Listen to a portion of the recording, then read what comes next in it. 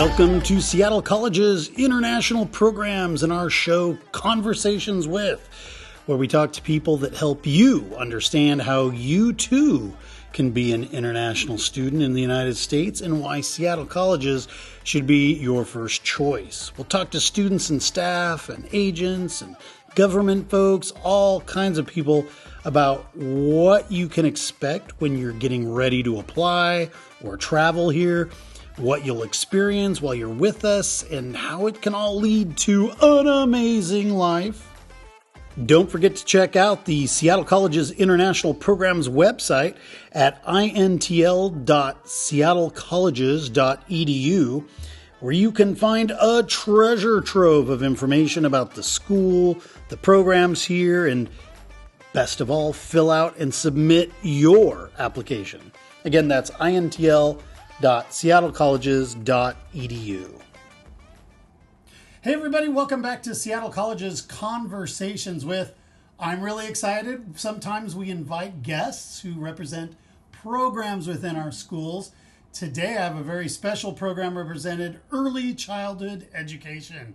I'm going to let you guys introduce yourselves, tell them who you are, kind of maybe a little bit about your background and how you came to North Seattle College. We're here at North, so Annie, you want to start? Sure, yeah. When I was getting my master's, I was connected to some folks who were working here in the advising office, and when I heard that they would be launching an early childhood education bachelor's degree program, I went after it. I just was passionate about it. I knew that was what I wanted to do, and that was about 10 years ago. Oh, wow. And I'm managing the program now. Cool. And we've had an incredible growth over the last 10 years, and it's just been the kind of job you would never leave. Nice. Yeah. And I'm Natasha Gray, so I'm the ECE language manager. But how I started with North was actually, I was at South Seattle College working as a child care specialist over there in their early learning area. And Annie actually visited the child care campus asking about enrolling people into the bachelor's program, and I was one of those people. So I'm an alumni at North, and I went to the bachelor's program for early childhood education, went on to get my master's, but also made a lot of great connections here at North and ended up working here. Wow, that's really cool. Yeah, been here for 8 years now. Mm-hmm. So South, I looked online, Seattle Central does not have a early childhood education program any longer, but they did at one time. They did. Mm-hmm. And South did at one time? It's been a while. It's been a long time, but we also use them, I believe, like a satellite. Yeah, we've had some satellite classes. Gotcha. Yeah. Mm-hmm. So really, if they want to come to Seattle Colleges and do early childhood education, North is their only place. Yes. Okay, I want to be really, I'm not a very smart guy, so tell me, and maybe our guests who are listening, they're interested in kids, they're interested in working with kids, but what is early childhood education? What does it prepare them to do exactly? Yeah, so early childhood education, you're primarily working with children from birth to age 8. We typically focus from birth to age 5. So you're understanding child development, a little bit about just as their milestones as they grow up and everything. A lot of times when people hear early childhood education, they immediately think elementary education or any other form of education, but realistically, you are starting from birth. And then you're watching the child as they grow, understanding their literacy skills, their language skills, and how they see the world. Cool. Annie, anything you want to share? Yeah. Most of our students are working in preschools or early learning programs covering infant, toddler. The field is professionalizing, and so we're seeing more demand. I mean, exponentially more demand for teachers that have degrees, because we found that, quality centers hire teachers that have certificates and degrees in the field to teach 0 to 5. Even though early childhood technically goes up through age 8, most of our students are working with the 0 to 5-year-olds. Right. And when we say early learning programs, we're talking about childcare programs, family home childcare programs, Head Start even, outdoor early preschool programs, or even some preschool co-ops. I've seen some of our students actually teach in the program. So that's where we're saying where early learning is in that field. Interesting. So I don't really know the difference. You just said two. What were the first two that you mentioned? You said early childcare programs. And then there's family home childcare programs. What's the difference? Yeah, so childcare programs are like usually larger organizations. You may see them here in the Seattle area. So they could be like Bright Horizons or Kitty Academy or KinderCare. And then family home childcare programs are usually in a person's home who is licensed and certified to have children in their care. Right. Yeah. Right. So to get licensed to open up, say, a child care in your home, do you have to have a degree? So yes, you have to have at least a certificate. So we have different certificates in the ECE program. So Early Childhood Education, also known as ECE. We are going to use that acronym a lot. Okay. But for the state of Washington, you need a short certificate to own a family home child care. That's one of the requirements. Gotcha. Yeah. So yeah, I was looking on our website, and there was a whole laundry list of different certificates. And there was only an associate's degree and a bachelor's degree, but then there were all these different types of certificates. Can you, I don't know, give the quick and dirty on the difference between all of them? Sure. So there's 3 certificates. The beautiful thing about it, they're stackable, so they go into one another. Oh. So there's the initial certificate, which is 12 credits. In the state of Washington, that is required by assistant teachers. Then there's the short certificate that I talked about. That is 20 credits. So once you're done with the initial, you go into the short certificate, so the 12 credits, and then you work until you get to that 20 credits. Gotcha. And then that short certificate will allow you to be a lead teacher in the state of Washington or a family home child care owner.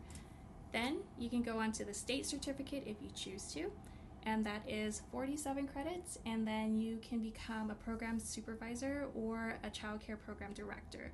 So that is required for the state of Washington. Associate's degrees typically for people who want to work in like Head Start programs, and then of course the bachelor's degree. So all of those certificates go into the associate's program, and a lot of our students start with the initial because that's the basis. That will help you get that job, and then they work on the short, and then the state, and then the associates. Okay. Interesting. So if they want to do an associate's degree here, say, but then they want to transfer somewhere else to do the bachelor's degree, are those credits they get here fairly transferable, or are they fairly unique to this establishment? Yeah, so transferable to any other bachelor's program. I just want to make sure. Yeah. Yeah, so I would say depending on the program they're transferring to. If Sure. they're going to an early childhood education program, that's bachelor's, then majority of the credits, well, it's depending on the organization itself of what credits they would take in. But for our program, our associate's degree will definitely go into the bachelor's program. Right. Yeah.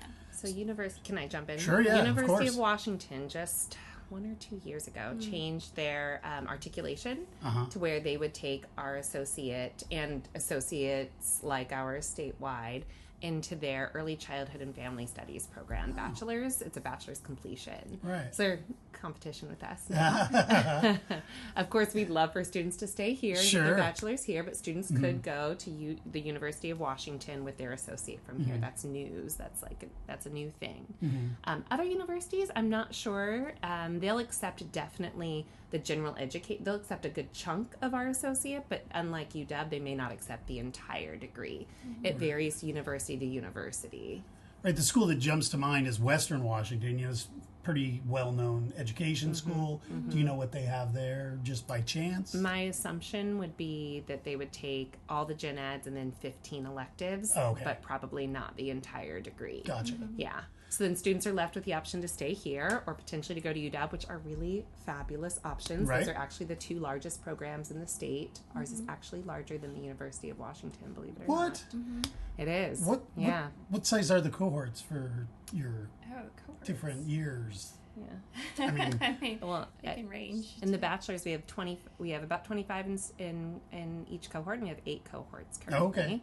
So we're about 200 plus, because we also have some students that are finishing, doing prereqs or finishing in the 3rd year. So over 200 enrolled. Wow. Yeah. Associate, So hard to count. It is hard to count. So we have different types of pathways. I would say this may be confusing for a lot. So there's the English traditional pathways, as most students here would just enroll themselves into their respective ECE classes following our degree pathways. I can't say there's specific cohorts for that because we don't have a cohort model specifically for the English program, so I wouldn't be able to tell you how many students. Sure. I could confidently say it's more than 500 students. Wow. Okay. In the ECE program. And then we do have a language pathway program as well, which is Somali, Mandarin, Spanish, and Arabic. And with those cohorts in general, there are around 25 students in each cohort, and there's probably like 400 students altogether. Okay, in those cohorts. so let's focus on this language thing, because I'm not sure I totally understand what you're talking about. It's unique. Are the classes taught in those languages? Oh, they are? They are. We have a very long wait list for those language programs because we are one of the only ones in the state that has a diverse offering for it. And so for our language program, for example, Spanish, all students can get all their certificates, associates, and bachelor's degree entirely taught in Spanish or with Spanish support. I know. It's Yep. it's very rare. Nationally, it's rare. Very rare. Yeah. And then we also have Arabic, who's going on to their associate's degree. And then we have Somali, that's up to their short certificate, and Mandarin up to their short certificate. So there's a huge interest. We do have an extensive wait list because we're one of the only colleges or universities that offer it in the state of Washington. So if I'm a kid living in, say, Jordan, Sure. and I want to do this, I can come here to the U.S., do the whole thing in Arabic. In theory, In but theory. remember the wait list. The wait So list. we would have to figure that. Okay, well, piece let's out. go back. We want to learn how to get onto this wait list. Sure. Or if they want to do it in English, a lot of students that are coming internationally, they want to have that English experience, improve their English. Yeah. So I'm an international student. I've discovered Seattle colleges. I want to apply for your program. How do we do that? I know initially they have to apply to international programs and get accepted. But beyond that, what do they have to do? It's just like any normal student would. They would just say that they want to go to early childhood education. The bachelor's program does have a specific bachelor's application. So not the certificate or the associate's degree. We don't have a specific application for that.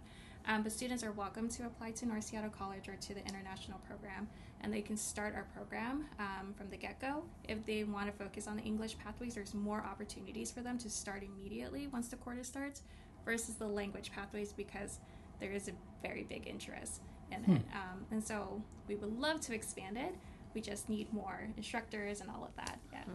Is it kind of a first come, first served? So the wait list that so I handle the wait list. Okay. So everybody's welcome to email me if they're interested in it, and I will place them on the wait list. As we open a cohort, I will start from the beginning at the wait list and then work through it as well. Gotcha. Yeah.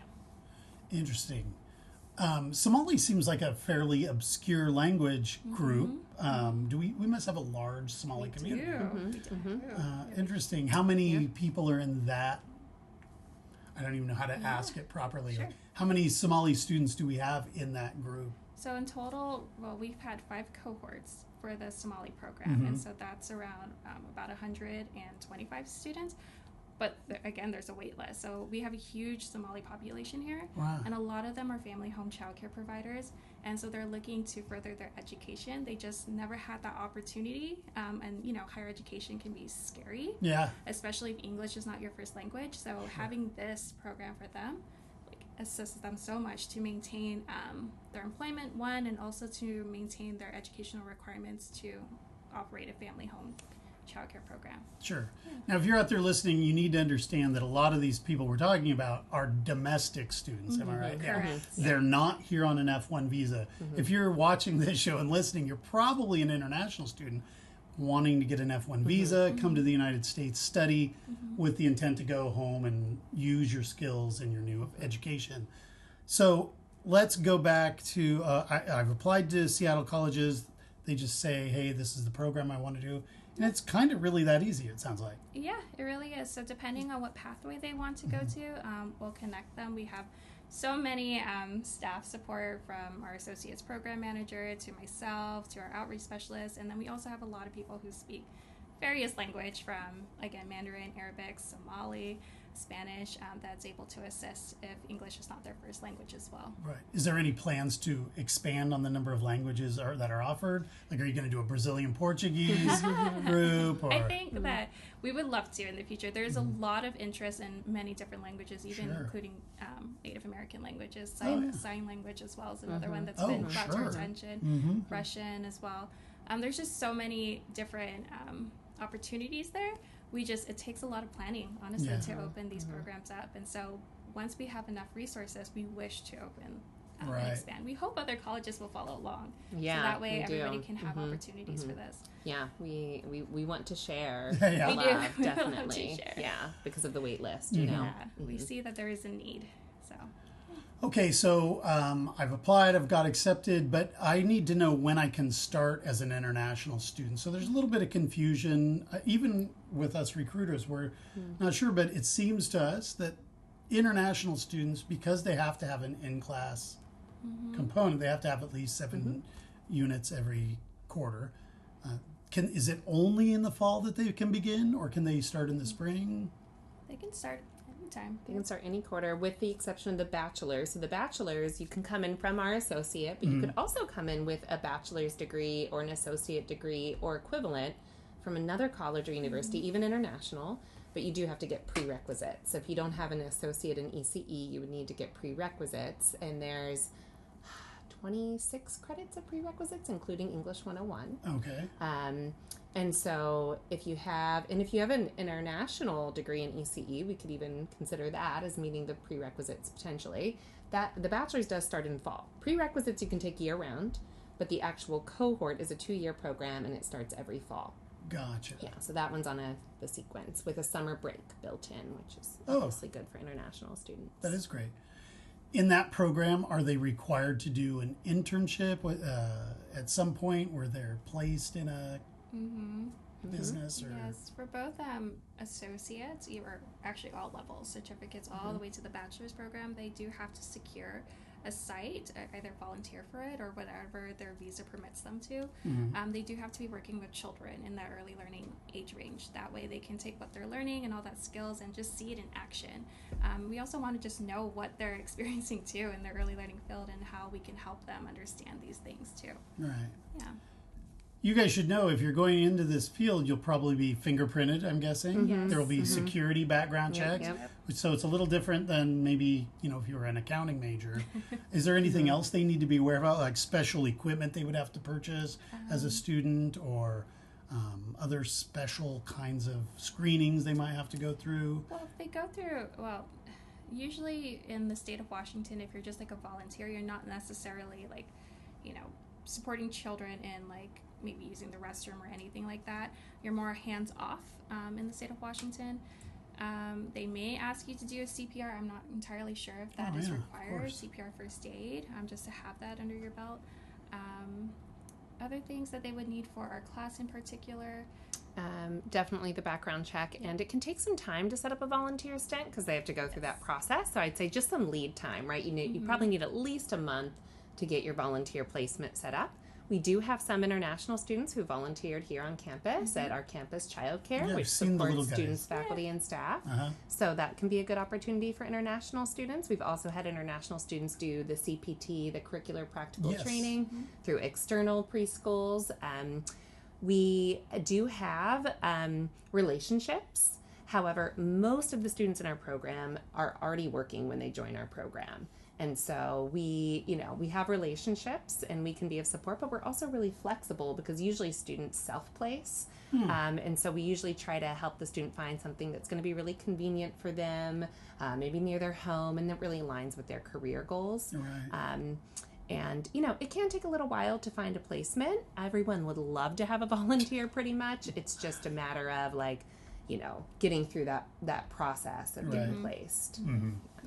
Yeah, OPT, you would be applying for OPT a good couple of quarters before you graduate. Yeah, and OPT, we've had students do OPT, so CPT is while you're in the program. While you're in the program, yes. And then OPT, we have had students successfully go into OPT. I haven't honestly been involved in an OPT transition, but we had a student who did it after she got her associate at Central, Associate of Arts, did OPT, and then came and did her bachelor's with us.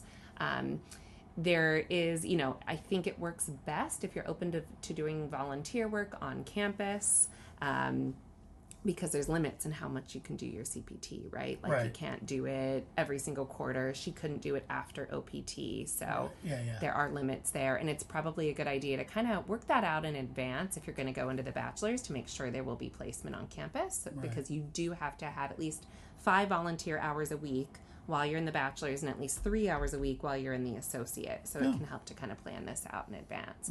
But like Tasha said, associate is so flexible with how students enroll. Bachelor's is a bit more structured. So we want to plan ahead for that and make sure you can be in that practicum throughout. Right. Planning's always a good idea, guys. Yes. Really, really good idea. Yeah, and you would contact me to do that planning, by the way. And at the end of this, we'll put their email addresses in the comments section, and you guys can tell them before we go. So, little kids, are they actually, I mean, it sounds, I mean, I've seen the toys out here. There's a little house, I think. Yeah. So, tell us about when kids come on campus, how long they stay, what do they have actual classes? I'm just curious how that looks. Yeah. So those are actually departments external from ours, Oh, they are? but we know a bit just because, of course, we've had students placed in them. Oh. So the campus childcare is kind of a regular childcare. I believe it's like 8 to 5, Monday through Friday. It's run by our student activities board. Oh, so it's separate. It is separate, but we have a relationship, obviously, because we place Sure. students there. Okay, gotcha. Because we're the academic side, and then we have the Right. actual childcare, and then, but we work with the director on placements. And then we also have the cooperative preschools, which is where community members come in and they volunteer in the classroom with their child. We haven't had international students placed there because it's almost it's already well staffed with parents who are volunteering there. But you'll see kids running around on campus, and those are really limited hours. It's like 3 hours a day. Okay. Yeah. And I believe the childcare program started 18 months. I think, Yeah, maybe it 18 does. months, It yes. doesn't have infant. Yes, yeah, but so the 18 co-op does have infant. So you will sometimes see babies on campus. Yes. But yeah. Little people. That's awesome. I used to work at a daycare center for a very nice. short period of time. Yeah. Grizzly Cubs daycare up in Alaska. There was not a lot of kids in our community, but it sure was a lot of fun. Mostly But it's just hard grizzly work. cubs. Yeah. It is hard That's work. right. No, it was really fun. Really hard work. I had to get Yeah, up super yeah. early. It was fun. Do you guys have kids? I'm guessing I do. you have Yeah. kids. Yeah. Yeah, and my daughter was actually North Seattle College's youngest student What? in 2017. Wow. 2017. She was the youngest student because she was in the infant co-op here. Sure. Yeah. Cool. She was like 3 months old when she was a student. And what's she doing now? Oh, she's just, killing it out there as a second grader in the world, All right. Oh, Yeah. That's one of my favorite grades. second grade. Yeah. That's really cool. Well, how many international students do you guys have at any one time? Before we started rolling, it didn't sound like there's a lot. So Yeah, so we have about, I want to say, about 3 Okay. possibly right now in our Yeah. programs. I believe, does the bachelor's? We have 1 in the bachelor's currently. We have had up to 3 enrolled in 1 year. And then we had, I want to say it's maybe 3 or 4 in the associate program right now. So we know who they are. Yeah. The good thing to being small is that, we will know you, right? Yes, Like, that's you true. will Get to know develop you. that relationship. That is the good thing about being small. And I feel like everybody in our team, faculty and staff, are very personable. So we want to get to know you, build that relationship, and just help you as a student. Right. Don't ever feel like you're disconnected from us. Or you're one of ours. You're our family. So we also want to take care of you as well. Right. I think international students are so great, especially the exposure to young people. So to have a diversified student body that is going to be interacting with, I think that would be Definitely. really great. Do you happen to know where those students were from, just off the top of your head? Which parts of the world? Yeah. So, and the bachelor's right now from Latin America, we've had a Brazilian student, we've had a Thai student, and we have had a Chinese. Oh, from couple all over Chinese then. students. Yeah. And do they talk about how they plan to use their education and skills when they go back, or do they have an idea? And I'm sorry, we also had a student from, I believe it was Egypt. Oh. Somewhat to be elementary educators. And I will say in the U.S., after getting our bachelor's, you would need to go get a master's degree to become an elementary educator. That's the way it works in the U.S. I don't know how it works in other countries, but obviously that's something to look into because we are not a licensure program in the U.S. To work in kindergarten up, you need a licensure, but our bachelor's can get you into a master's in teaching where you get that teacher licensure and you can work up at the elementary level. So some students have wanted to do that. Other students wanted to be preschool teachers. Other students, went and did an OPT afterward. A student that I worked with last quarter wanted to go on to a master's after this. So I I'd say various directions. Really varies, Yes. yeah. Yeah. If you're out there and you're interested in this program, by all means, let us know. We want to help you through the process. Can you guys give them your emails or or maybe your department email so that they can contact you, and then I'll put it in the comments as well? Definitely. Our department email is ECEinfo, so ECEINFO at seattlecolleges.edu. Right on. And if you already know that if you already have an associate and you're planning ahead for the bachelor's, or you have roughly 90 college credits, maybe a bachelor's from your home country, then you can come straight to me in the bachelor's program, and it's annie.garrett at seattlecolleges.edu. Well, let's talk about that for a second, because I do get a lot of students who are in their home countries. They already have a bachelor's degree, say, in engineering or whatever, and they just want to make a change, or they want to do something different. So they would need to submit transcripts, I'm guessing, for your evaluation. Or do they have a third-party evaluate your transcripts? Third-party evaluation, yeah. And we can accept we can accept up to 120 credits from an international bachelor's degree. And you have to get the prerequisites, too. Right. Yeah, an ECE to be prepared for the bachelor's. So when they apply, so what order does it happen? They get accepted, then they submit their transcripts, or do they submit their transcripts at the same time that they're applying? What order? Well, first they go through international programs and get accepted in international programs first. Okay. And I'm like, that sounds familiar, right? Yeah. And then from there, if they're starting with the associate, I'd say it's reaching out to ECEinfo and just, making sure that you know the plan and so forth. We're aware that you're coming and all that. All right. And with the bachelor's, we do have a formal admissions process. We have a deadline twice per quarter. But if you've met the main criteria is the minimum credit requirement. So 70 college level credits, and then a willingness or ability to do the prerequisites, and there's a good likelihood you will be accepted. You do need 6 months work experience with children, but you can accumulate that while working on your prerequisites. Right. If they've already done it, how do they prove it too? Do they get a letter from a place they've worked? Is there... We take a resume. Take a resume will work. Yeah. Wow. All right. Cool. So if you're out there and you want to change careers, or you get a bachelor's in your country, you want to come to the U.S., this is a great way to do that. I'm open to what other, I don't know what I don't know. So what else do you want our international students to know before we wrap this up?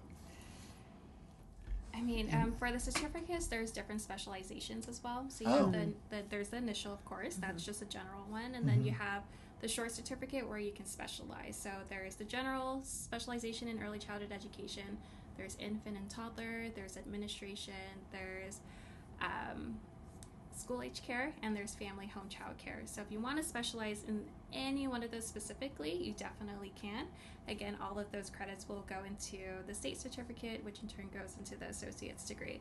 So a lot of students would ask, what are all of these other courses below in the short certificate? Well, those are specialization courses. Gotcha. So they can choose to specialize in any one of those if they like. And are most of those, because I know a lot of international students worry about getting enough credits so they can maintain their visa status. Are most of these classes offered in person? That was the next thing I was going to bring up. So our classes, Zoom has been incredibly popular with our population. And so many of our classes are now Zoom-based rather than in person. We also have fully online classes. Our international students, they take in-person general education classes on campus. Okay. And then for the Zoom-based classes, we'll set up meetmes where they would come in and meet with the instructor one-on-one. So it's kind of a hybrid then. It's kind of a hybrid. Now, the domestic students aren't coming in for that. So that's one of the ways we get to know the international students better. So it's a special arrangement. We arrange it quarter by quarter, but you're still coming to campus every week, so you're doing your general education. To get you up to that 12 credits, you're doing that general education here on campus. So it's a pretty flexible model, but it is something to be aware of, because if you were thinking you're going to be here on campus with your ECE compadres every single day, it will look differently than that. You'll be seeing people on Zoom. Gotcha. And the reason for this, just so you can kind of understand the workforce, is majority of our students are working. So during the day they're working, and they typically don't have access to their phones or computers because they have to be with children through the day. Hands-on all day. Yes, all day. Wow. You remember. I do, Yeah. But I can't imagine trying to take care of my little guys and do a class at the same time. It'd be crazy. No way. So majority of our classes that do start that are on Zoom start at 6:30 in the evening. or we do have some gotcha. Saturday classes as well. So most of our classes are in the evening or online or in the morning on the weekend. Yeah. Interesting.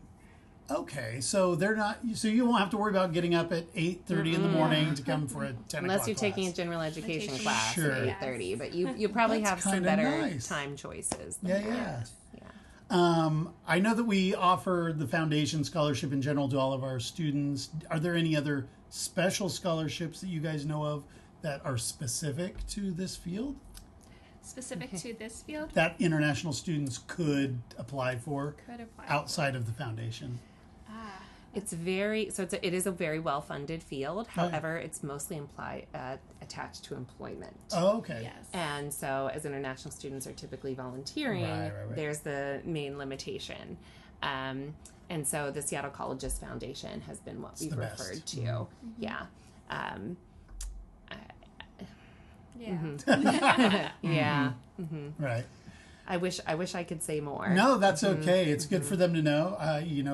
If it's not there, it's not there, and it's just good information for them so they can make a determination on where to go and what to do. It's really great to meet you guys. I appreciate all the information. Me too, Evan. Thanks for being here. Any last words before we go? I want to give you the chance to. Yeah, if you're looking to join our program, we're excited to have you, and we hope to get to meet you.